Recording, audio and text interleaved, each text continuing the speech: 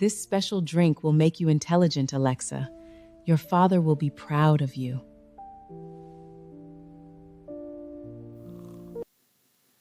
Take, drink it. It will make you no book, Auntie Joyce said, handing over a wine-colored drink. Alex was a little girl of about 15 years old who attended Golden Gate Secondary School. In her class, she was not among the brightest students. In fact, she struggled a lot with her studies and often found herself at the bottom of the class.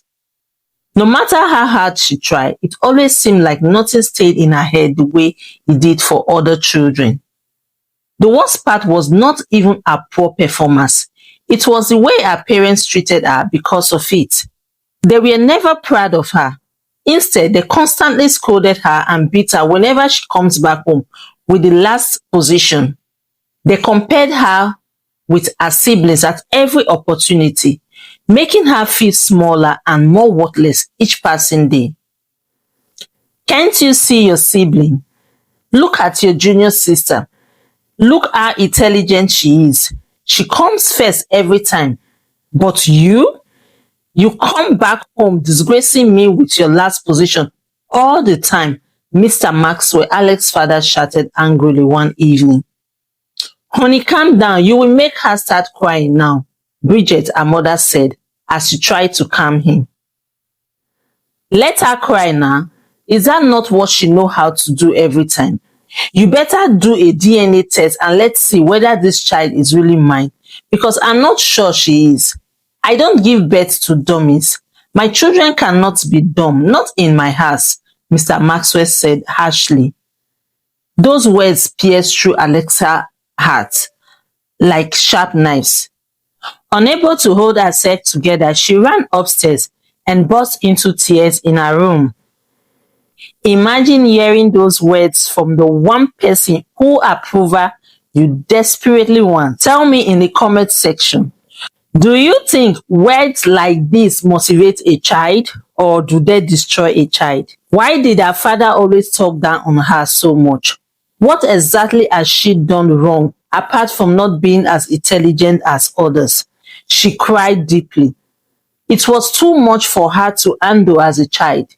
She remembered all the nights she had stayed awake, reading over and over again, trying so hard to understand her books, yet nothing seemed to stay in her memory.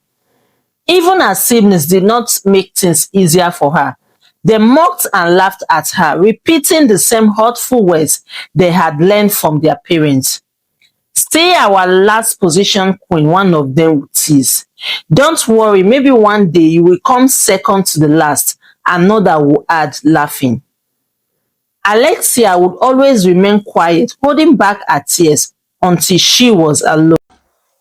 This is Story by Favour. Every story has a heartbeat. Let the story unfold. One evening, as she sat quietly on the staircase, she overheard her father speaking in the sitting room. It's like I will stop paying for her school fees. Let her go and learn a handwork instead. She cannot be wasting my money and resources on this rubbish she brings home all the time, Mr. Maxwell said. Alex froze. Her heart shattered into pieces. As she listened, she quickly covered her mouth to stop herself from crying out loud. As a child, life was already becoming too painful for her. After school has ended, Alexia sat quietly in her classroom, blankly at her desk. Her classmates had all left, but she remained behind, lost in her thought. Just then, Auntie Joy, one of the teachers, walked up to her, gently placed her hand on her shoulder. What is wrong, my dear? She asked softly. At that simple question, Alexa broke down completely. She began to cry and hiccups as she poured out everything to her teacher. She told her about her struggles in school, her father's harsh words, and how alone she felt at home. Auntie Joy listened patiently, then smiled and pulled her into a warm hug. Then she said to her, come meet me tomorrow in my office after the school bell has rung. I have something for you that will help you. She smiled again and walked away, leaving Alexia both curious and hopeful. Alexia wondered what it could be that Auntie Joy was talking about. Auntie Joy was known to be a very kind woman. She was never strict or harsh, and all the students loved her deeply. However, what little Alexia did not know was that Auntie Joy had a hidden mission, a dark one. She had been sent to lure and initiate young children like Alexia into their kingdom. She would give them a bloody part soaked in water and present it as wine to them to drink. Alexia admired Auntie Joy because of her kindness and the way she spoke gently to people. It was something she had never experienced from her own parents. That Monday, after the last bell rang, Alexia quickly ran to Auntie Joy's office. As she walked down the hallway, her heart beat with a mix of excitement and nervousness. She secretly hoped it was not another textbook Auntie Joy wanted to give her. She had received enough of those already and they had never helped her. She got to the door and knocked gently.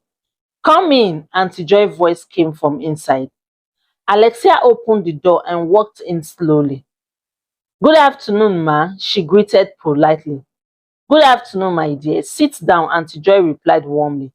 Alexia sat down, her eyes scanning the room curiously. "I have a drink for you," Auntie Joy said. Alexia's face lighted up with excitement.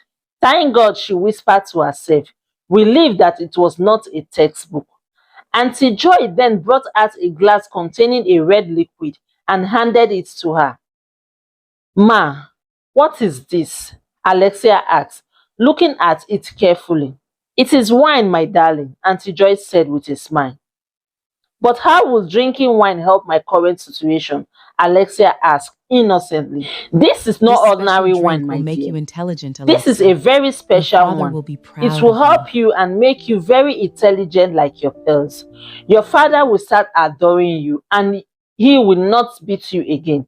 Once you drink this 3 times each day, you will begin to see wonders," Auntie Joy said as she handed the glass to Alexia. "Wow!" Alexia exclaimed, her eyes widening with excitement. At this point, Alexia believed she had finally found someone who cared about her. Sadly, predators often hide behind kindness. Without wasting any time, she collected the glass and began to gulp down the content. "Drink, drink, my darling. Drink everything," Auntie Joy encouraged her with a smile. "But Auntie, this is bitter," Alexia complained, squeezing her face as she struggled to swallow it. "Yes, that is why it works," Auntie Joy replied calmly. Alexia forced herself to finish the drink. When she was done, she wiped her mouth and stood up. "Thank you, ma," she said gratefully. "You're welcome, my dear. Remember, you still have 2 more days to go so that the drink can start working. Make sure you come back here tomorrow and next, okay?" Auntie Joy said. Alexia nodded and happily left the office, feeling hopeful for the first time in a long while. Immediately Alexia left the office, Auntie Joy burst into loud laughter.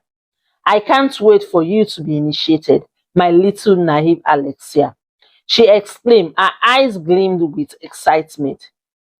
When Alexia arrived home that day, she did not come back with her father's car. When the driver came to pick them up from school, she was still in Auntie Joy's office, so they left her behind and went home without her. By the time she finally got home, her father was already waiting in the sitting room. "Where are you coming from?" Mr. Maxwell asked, his voice cold and sharp.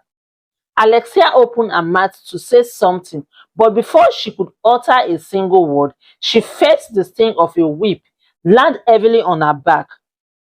"Ah!" she screamed, immediately bursting into tears. "You think you can go anywhere you like without informing anyone?" he shouted, striking her again. "I am so sorry, Daddy. I am sorry," she cried, but he did not listen. She cried and cried all through that afternoon. The pain from the whipping burned across her back, emotionally hot, made it even worse. When it was time for lunch, she refused to eat, coiled herself up on her bed instead.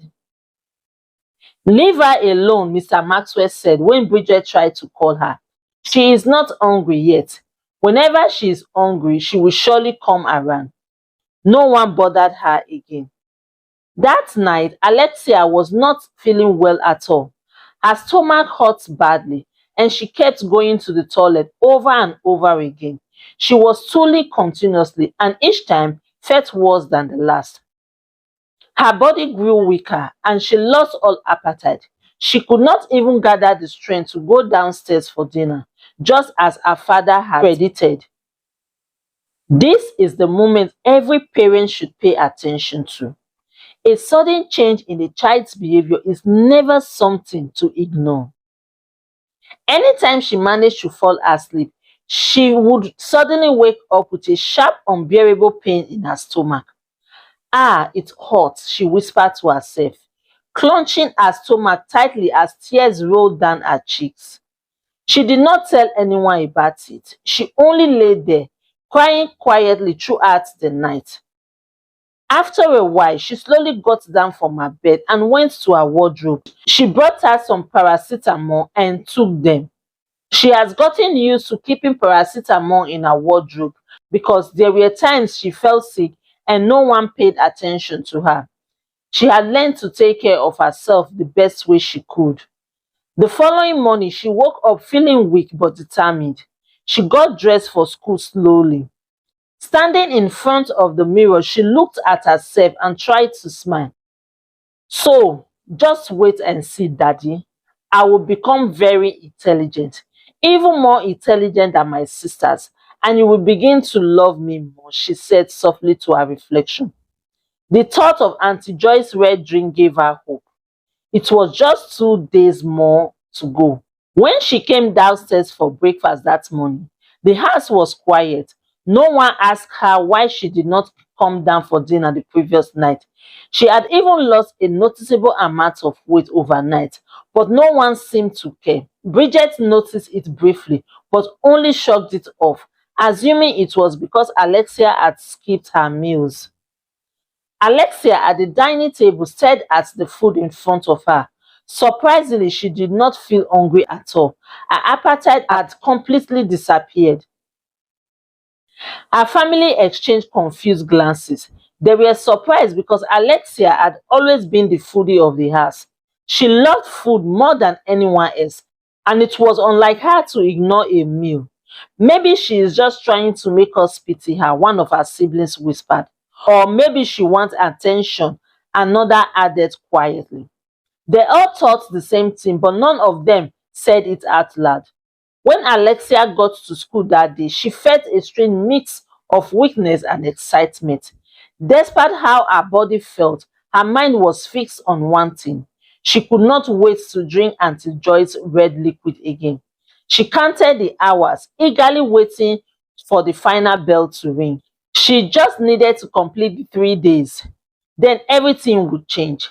Then she would finally become intelligent. Then she would prove to her family that she could also be bright. After school that day, Alexia immediately ran to Auntie Joy's office in excitement and knocked on the door. "Come in," Auntie Joy said from inside. Alexia pushed the door open and stepped in. "Oh, my pretty baby girl," Auntie Joy exclaimed as soon as she saw her, spreading her arms wide in a warm, welcoming manner. For a moment, Alexia felt something she hardly ever felt at home. She felt seen. She felt wanted. "I guess you are here to drink the second glass of our wine, right?" Auntie Joy said with a knowing smile. Alexia nodded eagerly. "Yes, ma." Without wasting time, Auntie Joy bent slightly and brought out the drink from under her table. The same red liquid sat quietly in the glass, almost as if it was waiting for Alexia. She handed it over to her. Alexia collected the glass immediately and began to gulp it down, although she still squeezed her face in discomfort as it went down her throat. "Good girl," Auntie Joyce said, gently stroking Alexia's hair. Alexia finished the drink and wiped her mouth. "Thank you, ma," she said. You're welcome, my dear.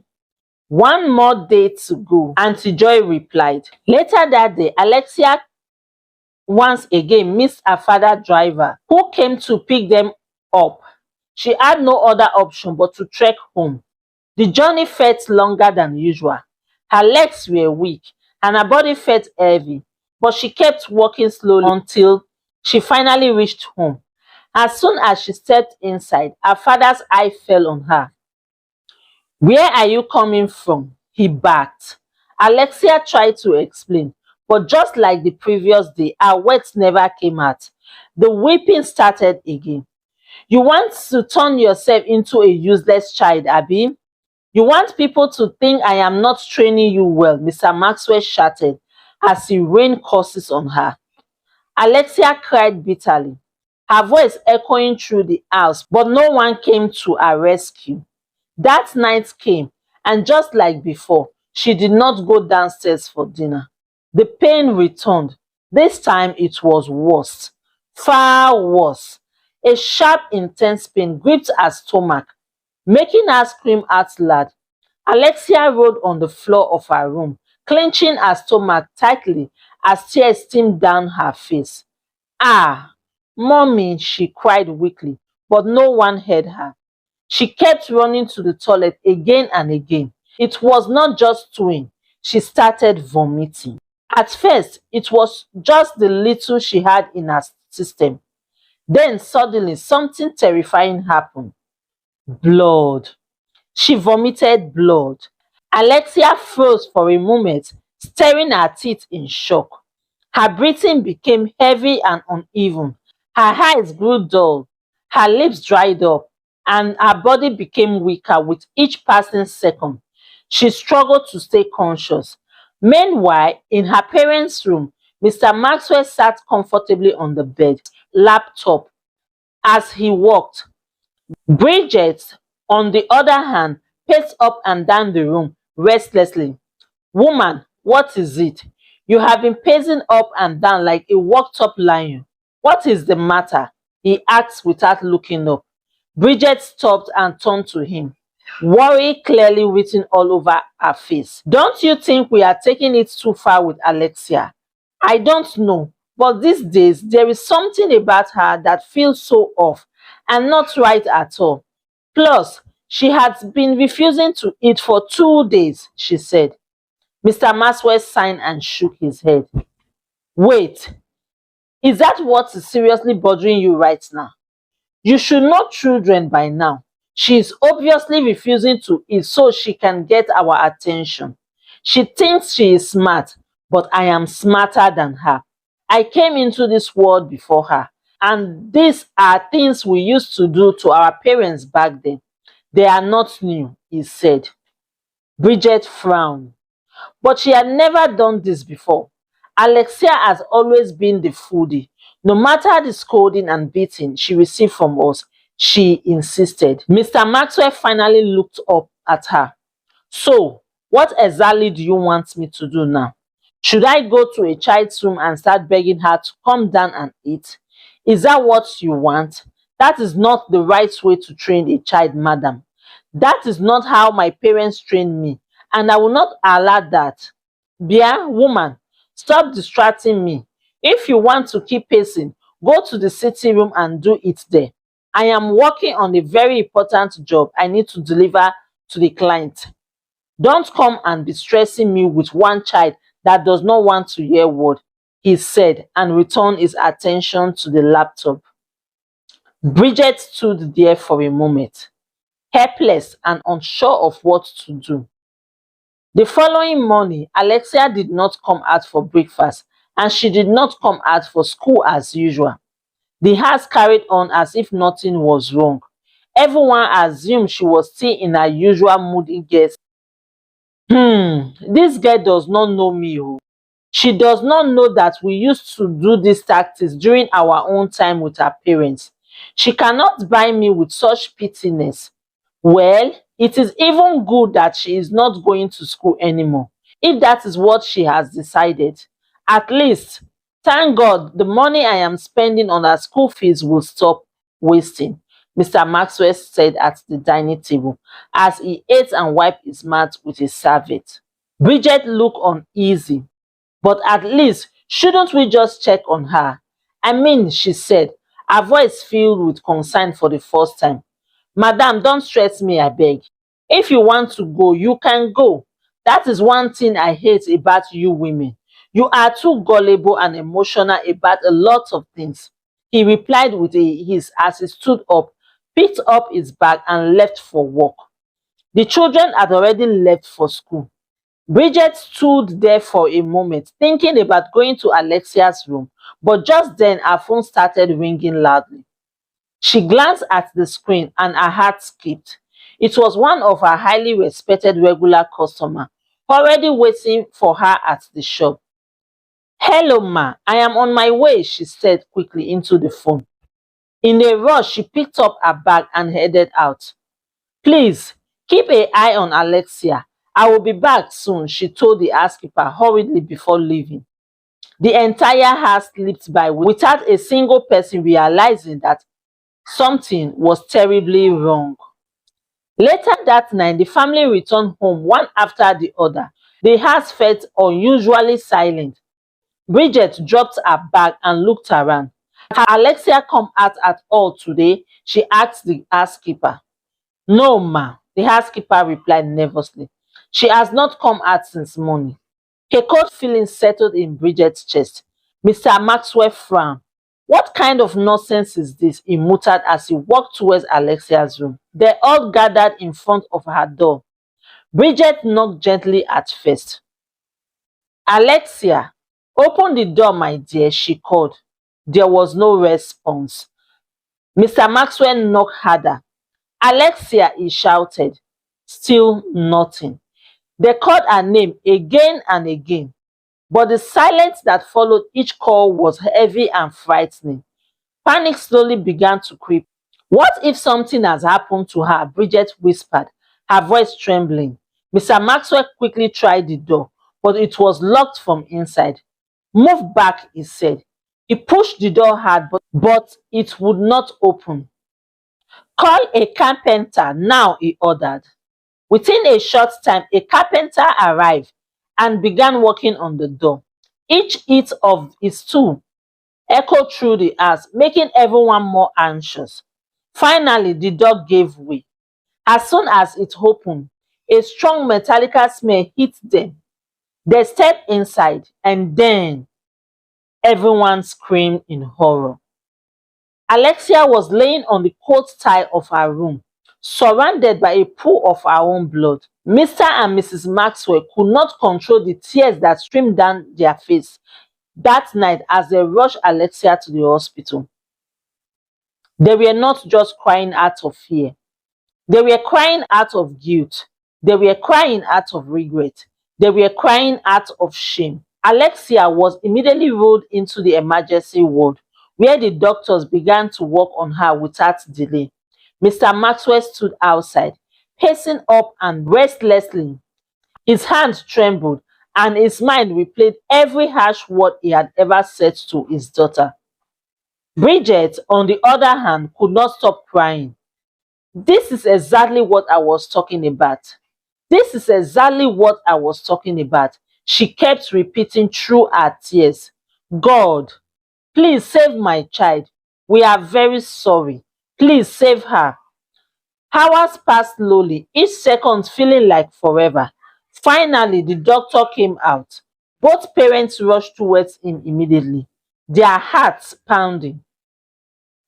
Doctor, how is she? Bridget asked, her voice shaking. The doctor sighed. I am sorry. You brought her in too late, he said. Those words hit them like a heavy blow. Another wave of guilt and regret washed over them. We found some poisonous substance in her system. She had been consuming something that had severely damaged her body. At this point, I cannot guarantee her survival. It is a 50-50 chance, the doctor added. Bridget broke down completely.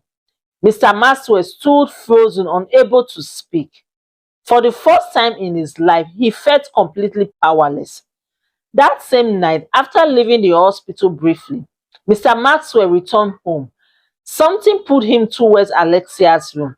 This was the first time he had stepped into her room since her 5th birthday. As he walked in, the silence felt heavy. Tears filled his eyes as he looked around. Then his foot hit something on the floor. He bent down and picked it up. It was a small book. On it was written, Alexia Little Diary. Curiosity mixed with guilt as he slowly opened it. Have you ever wondered what your child would write about you if they had kept a secret diary? As he began to read, a faint smile appeared on his face. Alexia has written about her daily life, her little joy, and how lucky she felt to have a family.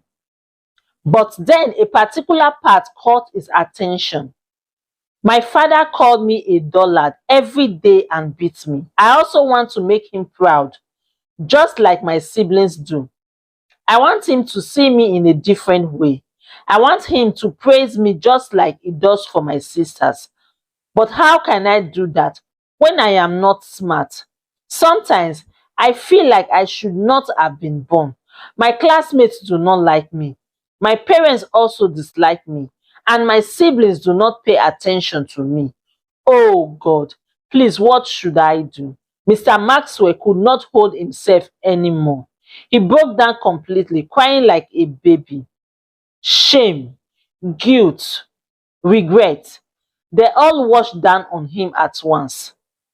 I have failed as a father, he whispered. As he continued reading, something else struck him. His daughter was not dull. Her writing was clear, expressive, and beautiful. Her thoughts were deep for a child her age. Her handwriting was neat and admirable. All she ever needed was guidance, love, and care. And they all failed to give her that. Tears blurred his vision as he turned the page. Today, Auntie Joy approached me and offered to help me solve my problems. She told me she had something for me. I thought it was a book, but when I got to her office, she gave me a glass of red liquid. She said it would make me very intelligent, even smarter than my classmates. I drank it even though it was bitter because I want to make my daddy proud. I love you, daddy, even though you don't know. Mr. Maxwell clutched the diary tightly to his chest. I love you too, my princess. Daddy is very sorry. Please forgive me, he cried. He turned another page. Ever since I drank Auntie Joy's drink, I have been feeling uncomfortable. I have lost my appetite, and I think I am getting thinner. Last night, I kept stooling and rolling on the floor in pain. Dear diary, what should I do? Should I tell my parents, or should I just keep quiet? I need to complete the 3 days so I can become smart and make my daddy love me. Everything became clear. Auntie Joy, he muttered. That drink, that was what caused everything. His expression hardened instantly. Who is this woman? He said angrily. Without wasting time, he stormed out and went straight to the school with the police. They searched for Auntie Joy and found her. She was immediately handcuffed. At the station, after intense questioning, she finally confessed. She revealed she was a witch sent to initiate young children, using blood from a menstrual pad mixed in water and gave to them as a drink. She explained that after 3 days of drinking it, the children would be fully initiated into their kingdom. Mr. Maxwell felt his body shake with rage. He wanted to attack her right there, but the policemen held him back. My daughter, my little girl, he whispered, broken down in a heavy sobs. When Mr. Maxwell returned to the hospital and told Bridget everything, she was shocked, angry, and heartbroken at the same time. She blamed herself over and over again. I should have listened. I should have checked on her, she cried. The guilt consumed both of them. Every night, they prayed beside Alexia's hospital bed, hoping she would wake up. Days passed. Nothing happened until one day the doctor called them. She is awake. They did not wait for another second. They rushed to her ward immediately. She stretched out her small hands towards them. "Mommy, Daddy," she called weakly. Tears filled their eyes as they rushed to her side and held her hands tightly. "We are so sorry, our princess. We are so sorry. We failed you," they said, crying. Alexia shook her head weakly. "I miss you both," she said softly. Mr. Maxwell nodded, tears rolling down his face. "I know, my princess, and I promise you this time, I will always be there for you. You are not a dummy, okay? You are my intelligent and beautiful princess, and I am so proud of you. I was blind before and I judged you wrongly. I am so very sorry. Please forgive me, darling," he said as he hugged her gently. Bridget joined them, holding Alexia close. From that moment on, everything changed. Mr. and Mrs. Maxwell became more attentive and loving parents. They made sure Alexia received all the care and affection she had missed. They transferred all their children to a better school. They hired a special tutor for Alexia and ensured she never felt left out again. Gradually, Alexia began to improve. Her confidence grew. Her grades became better, and her father could not have been more proud. Then he finally understood something important. Some children are not dumb. What they need is love, patience, care, and encouragement, not insult, comparison, or rejection. He had learnt his lesson, and this time he was determined to be a better father. The end.